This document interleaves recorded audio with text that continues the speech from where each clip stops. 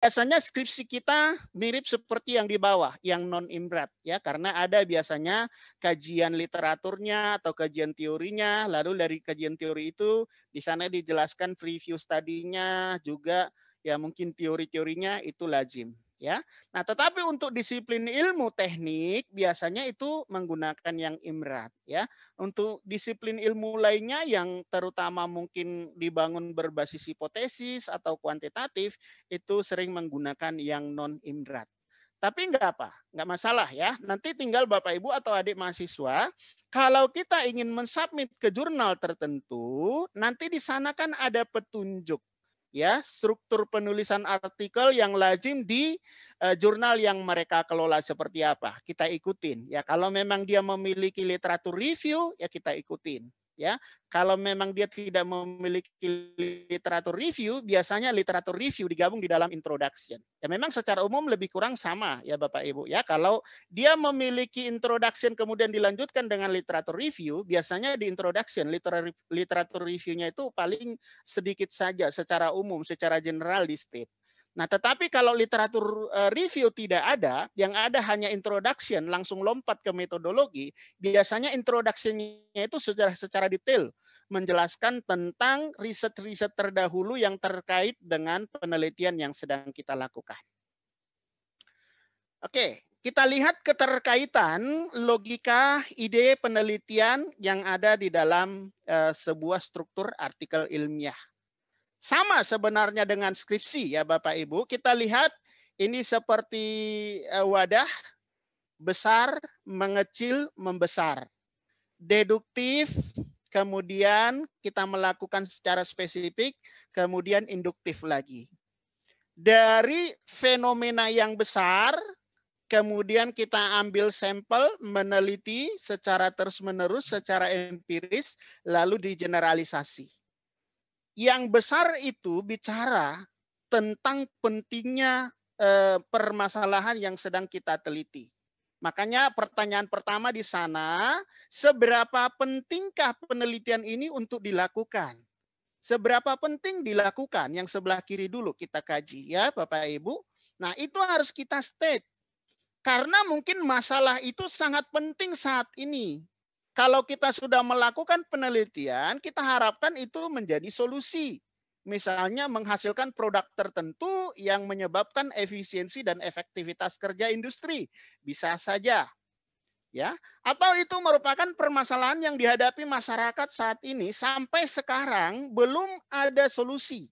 Nah, jadi penelitian yang kita lakukan itu harus berkontribusi untuk menyelesaikan masalah yang ada. Kalau dia berbasis kuantitatif, biasanya yang berbasis hipotesis, biasanya di sana ditunjukkan ada fenomena mungkin yang bertentangan dengan teori yang sudah ada selama ini, Bapak Ibu. Ya, nah ini harus kita state apa fenomenanya. Terkadang beberapa artikel dia men-state apa fenomena teoritisnya. Fenomena teoritisnya itu bicara tentang penelitian terdahulu sampai di mana. Dan kalau memang penelitian terdahulu itu belum sesuai dengan fakta di lapangan, berarti ada peluang untuk melakukan penelitian. Karena ada perbedaan antara fakta dengan hasil teori. Teori itu adalah kumpulan hasil penelitian yang sudah terkonfirmasi, yang sudah dilakukan secara empiris atau terus-menerus Bapak Ibu.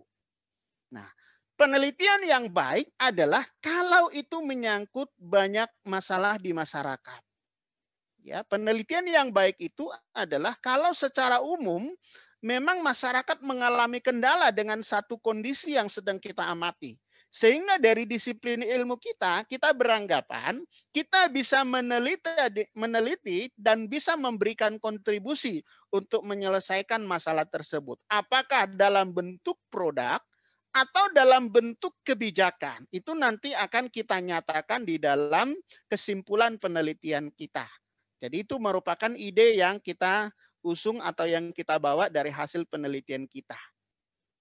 Nah, bicara tentang kebutuhan, sejauh mana kebutuhan penelitian ini untuk dilakukan, di sebelah kanan dia ada introduce untuk topiknya tentang apa lebih spesifik. Jadi kalau fenomenanya besar, masalahnya besar, mungkin kita tidak bisa menyelesaikan semuanya. Tapi kita bisa spesifik Bapak Ibu. Untuk disiplin ilmu kita, apa kontribusi yang bisa kita lakukan? Ya, saya punya sahabat seorang dosen di kampus lain di Jakarta ini, Bapak Ibu. Dia dari seorang teknik sipil, dia hanya menghasilkan satu produk tertentu untuk penguat sinyal handphone. 3 kali dia teliti dan 3-tiganya masuk Scopus. Seakan sederhana, kontribusinya kecil. Bukan. Tetapi Bapak Ibu, hanya dia menambahkan satu material tertentu, ternyata sinyal handphonenya semakin kuat. Uji coba dalam rangkaian yang dia lakukan di labnya, dan hasilnya dia bisa publish di jurnal-jurnal ternama. Masuk Q2, masuk Q1, dan lain sebagainya. Ya, jadi tergantung kita Bapak Ibu, fokus ya. Jadi istilahnya gini, kalau dalam satu disiplin ilmu yang kita teliti, jangan juga terlalu melebar. Melebar itu biasanya dangkal. Lebih bagus menyempit tetapi dalam. Kita fokus di satu penelitian. Jadi sama dengan skripsi adik-adik mahasiswa, jangan terlalu melebar. Fokus di satu topik tetapi dalam. Indikator dalam itu kita harus tahu siapa saja peneliti di sana. Nah, kalau kita tahu siapa peneliti yang bermain di penelitian kita, maka referensi kita juga tidak akan bias. Maksudnya kita harus merefer ke mereka. Siapa tokoh-tokoh ilmuwan di bidang keilmuan kita atau di research kita atau di skripsi kita ini. Jadi jangan lari Bapak Ibu, ya, jangan lari adik-adik mahasiswa. Jangan juga gini. Kita topik kita itu bagus, tapi kita hanya merefer ke artikel-artikel di katakanlah misalnya di Google, kita nggak pernah mengutip, itu nggak bagus ya. Sangat disarankan adik-adik mahasiswa kalau mengambil sumber referensi itu harus sumber referensi yang bagus. Pasti kita ketahui siapa peneliti utama di bidang itu. Refer lah. Lebih bagus lagi kalau misalnya gini ya, kalau kita sudah menentukan target jurnal yang akan kita publish, di mana artikel kita akan publish, kita bisa juga mengutip atau mensitasi ya artikel yang sudah publish di sana. Itu sangat baik ya, karena kan setiap jurnal juga membutuhkan berapa banyak mereka disitasi. Itu akan menambah indeks mereka Bapak Ibu ya.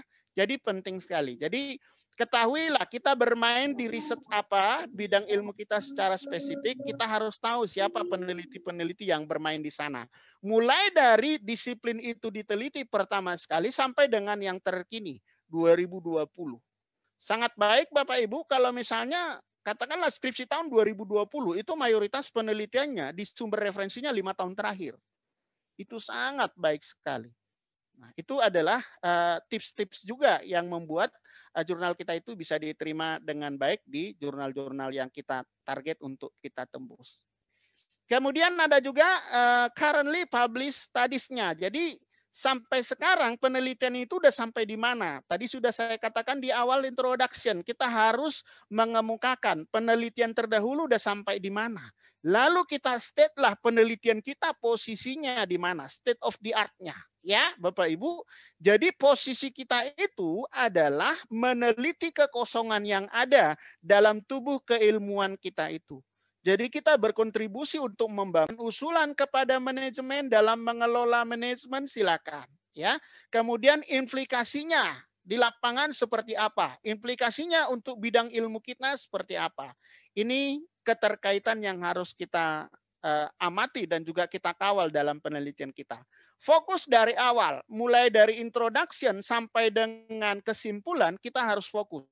Jangan lari. Kalau kita state ada 2 perumusan masalah, maka konsistenlah perumusan masalah yang 2 itu yang harus kita selesaikan sampai kepada kesimpulan nantinya. Ya, saya nextkan dulu. Bagian pertama di dalam sebuah artikel itu harus informatif, judulnya. Ya, harus akurat dan juga concise, sedapat mungkin ringkas ya. Jangan terlalu panjang lebar ya. Ada juga terutama penelitian-penelitian yang kuantitatif biasanya itu lengkap disebutkan dari awal sampai akhir. Pengaruh A, B, C, D terhadap D serta dampaknya terhadap E. itu panjang sekali biasanya. Fokus saja ya, mungkin kalau bisa diringkas lebih diringkas. Ya, atau misalnya bentuk kontribusi yang kita lakukan apa? Ya, pembuatan material A untuk menciptakan peluang B misalnya, bisa ya. Atau misalnya karena dulu saya membidangi atau di bawah saya LPPM, penelitian-penelitian di bidang farmasi, itu hanya ekstrak daun jambu untuk meningkatkan kekebalan tubuh, selesai. Tapi bisa publish di jurnal bereputasi dan lain sebagainya ya. Jadi sesuaikan dengan disiplin ilmu kita ya. Upayakan judul itu harus bagus. Jadi tidak harus sama persis dengan judul skripsi ya. Kalau bisa lebih efisien judulnya kenapa tidak? Atau lebih menarik atau mengandung makna di mana itu adalah sesuatu hal yang baru. Silakan nanti berdiskusi Bapak Ibu dengan pembimbing masing-masing atau para mahasiswa. Abstrak, minimal 4 hal harus dikemukakan di dalam abstraknya. Apa masalahnya? Ini penting sekali Bapak Ibu ya. Yang kita teliti juga apa? Masalah itu akan menunjukkan seberapa besar masalah atau seberapa besar muatan artikel kita. Kalau kita menstate masalah yang biasa, berarti nanti di pandangan editor atau di pandangan reviewer, ini masalah yang diangkat ini mungkin hanya setara dengan masalah kecil. Mungkin dia tidak bisa di jurnal yang bereputasi, katakanlah di Sinta 2, Sinta 1. Mungkin bisanya Sinta 6. Ya. Tapi kalau kita menstate bahwa masalah kita itu sangat berdampak kepada masyarakat, masalah yang kita state dalam penelitian kita itu akan memberi kontribusi yang besar kepada industri, itu akan bisa sangat menarik. Makanya di abstrak harus dinyatakan apa problem penelitian itu. Oke. Nah, kemudian metodologinya juga sangat penting. Tadi saya katakan salah satu bentuk novelty itu adalah metode yang kita rubah. Tapi dengan harapan metode yang kita rubah itu hasil yang dihasilkan dari penelitian kita itu harus lebih baik, ya, harus lebih baik, ya. Metode itu banyak ya Bapak Ibu. Kalau di level-level misalnya dia bermain di lab, ya mungkin ada penambahan material, ada perubahan metode, cara dan lain sebagainya disesuaikan dengan disiplin ilmu masing-masing. Yang kedua, metodologi harus di state di abstrak. Kemudian apa findingnya dan juga konklusinya? Apa yang kita temukan? Apa yang kita hasilkan dari penelitian kita? Lalu apa kesimpulan kita? Ingat Bapak Ibu, saudara-saudara, mahasiswa semuanya, kita harus konsisten. Ya, yang kita temukan tentu adalah solusi dari problem yang kita sudah state di introduction tadi. Ya, adanya problem di awal dengan metode yang kita buat, maka findingnya itu adalah menjadi solusi memecahkan masalah yang ada di introduction yang sudah kita state. Ingat, penelitian selalu berawal dari masalah. Ya, ada masalah di lapangan di industri, lalu metodologinya kita pilih yang paling tepat, findingnya harus menjadi solusi. Ya, kesimpulannya apa? Dengan penelitian yang sudah kita buat, apa yang bisa kita selesaikan dari masalah-masalah yang ada di lapangan ataupun dari tubuh keilmuan kita, apa yang sudah bisa kita penuhi atau kita isi dalam perspektif penelitian. Ya, nah kemudian dampak penelitian kita itu apa terhadap industri, terhadap masyarakat, manajemen, untuk keilmuan kita, silakan itu di state. Nah, jadi biasanya standar Bapak Ibu kalau kita mempublish di jurnal bereputasi, keempat hal ini mereka lihat. Ya, tadi sudah saya katakan kalau problemnya dianggap besar dan terkini, itu peluangnya sangat besar.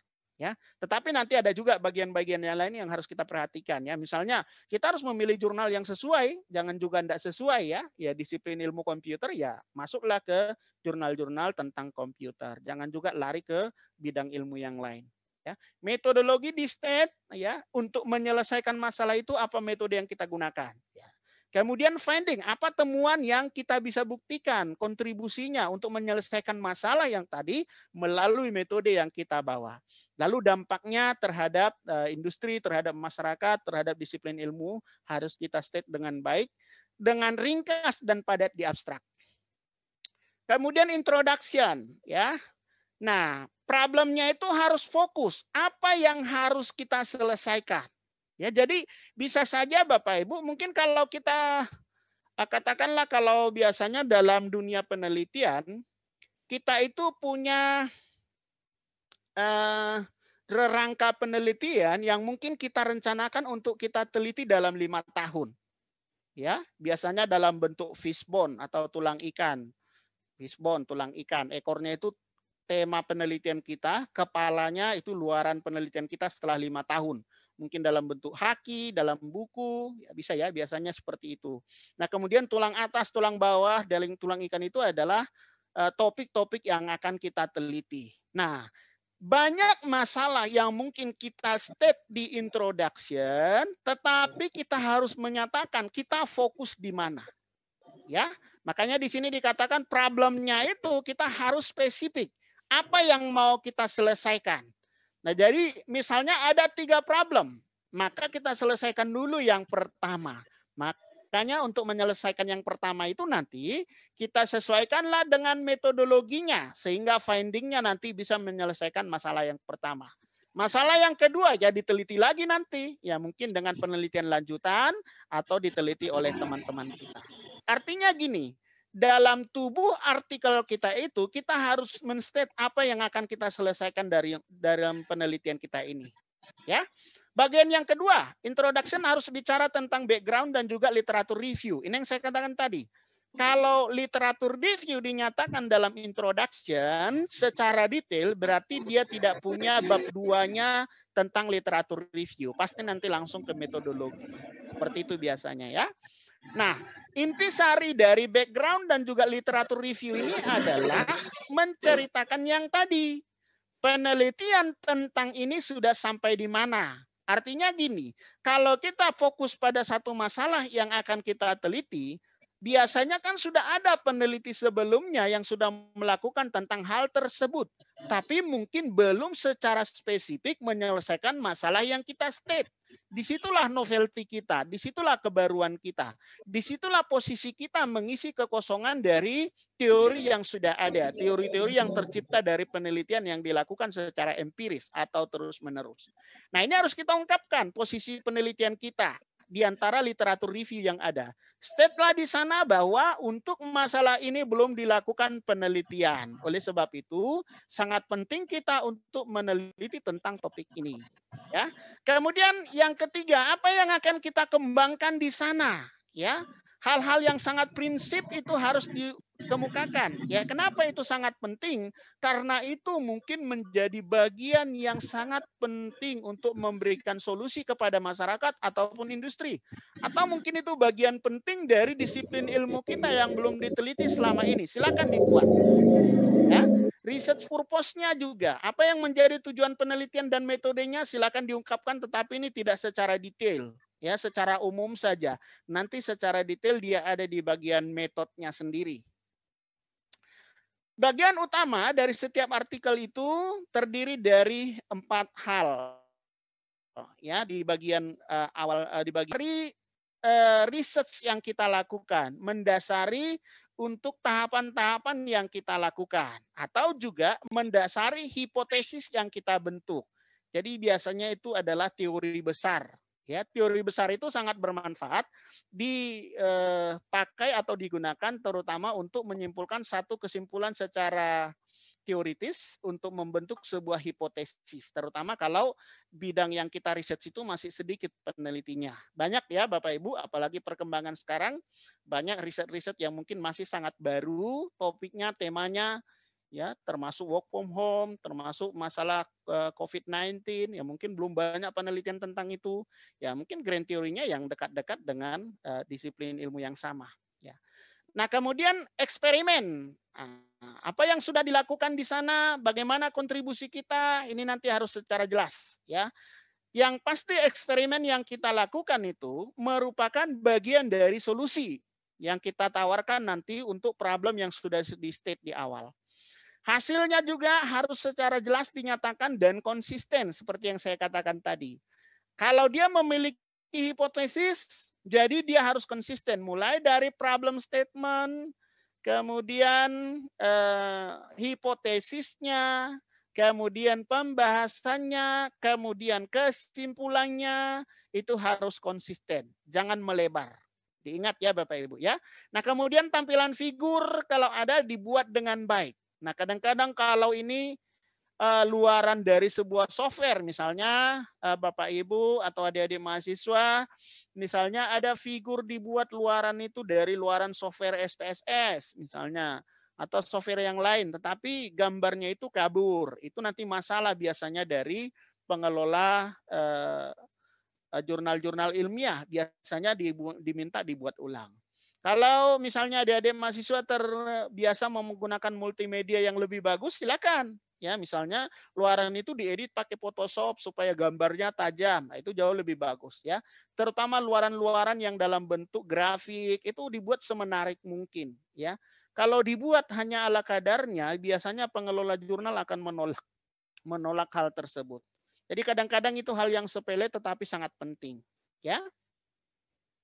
Nah, kemudian bagian berikutnya discussion ya. Jadi ini harus kita lihat hasil yang kita hasilkan dalam penelitian kita itu apa dampaknya ya ke dunia industri, ke masyarakat, ke perkembangan ilmu kita, itu harus di-state dan dibahas di sana. Ya, jadi itu sebabnya tatanan penulisan dalam karya ilmiah itu dia dari deduktif ke induktif. Induktif itu dari sampel yang kita ambil itu harus digeneralisasi.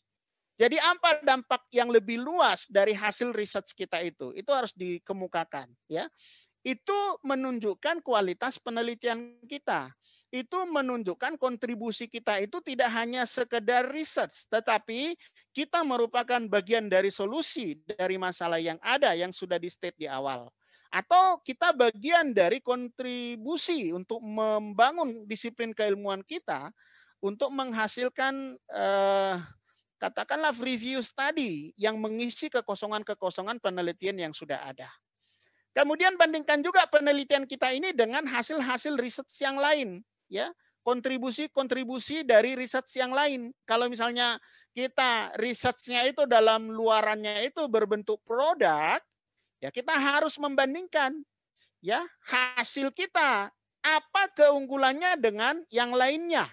Ya, misalnya kita menciptakan sebuah satu alat mesin misalnya ya. Kita harus bisa menjelaskan apa keunggulan produk kita dibanding yang lainnya. Apakah mungkin pemanfaatannya lebih efisien atau mungkin juga lebih maksimal hasilnya ya dan lain sebagainya. Saudara-saudara lebih tahu di bidang keilmuan masing-masing. Nah, tetapi itu perlu didiskusikan, itu perlu di-state di bagian diskusi ya, kesimpulan dan diskusi atau saran biasanya ya Bapak Ibu yang umum dikenal. Lalu signifikansi, maksudnya signifikansi ini adalah apa hal yang besar yang diberikan oleh hasil penelitian kita ini. Apa hal yang besar, yang signifikan, yang dikontribusikan oleh penelitian kita ini. Ya, kembali lagi sama seperti yang tadi adik-adik mahasiswa, kontribusi kita menyelesaikan masalah. Inti research itu adalah ada masalah, kita membangun metodologi, lalu hasilnya itu harus bisa didiskusikan sebagai bagian dari solusi yang ada. Nah, kalau misalnya kontribusi kita itu masih kecil, ya berarti kita harus mengusulkan ada hal-hal yang harus dilakukan lagi supaya penelitian ini bisa memberikan solusi yang lebih bagus lagi. Ya mungkin itu nanti menjadi sarana untuk next step riset selanjutnya. Apa yang harus dilakukan lagi supaya bisa memberikan solusi yang lebih besar. Nah, kemudian bagian dari konklusi sama summary, jangan ada lagi informasi yang baru.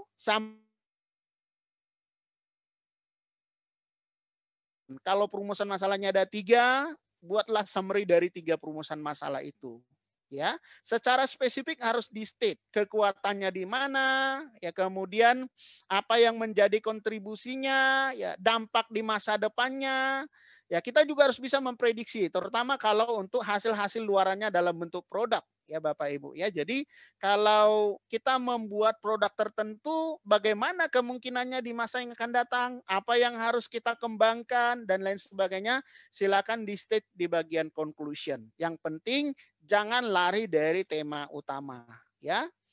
Kemudian Ada hal-hal yang harus kita perhatikan lagi selain dari bagian-bagian utama dari artikel ilmiah tersebut, ya. Misalnya grammarnya, kalau misalnya ya ini juga bahasa Indonesia juga perlu diperhatikan grammarnya ya, adik-adik mahasiswa. Jadi menulislah dengan tata cara penulisan ilmiah yang baik.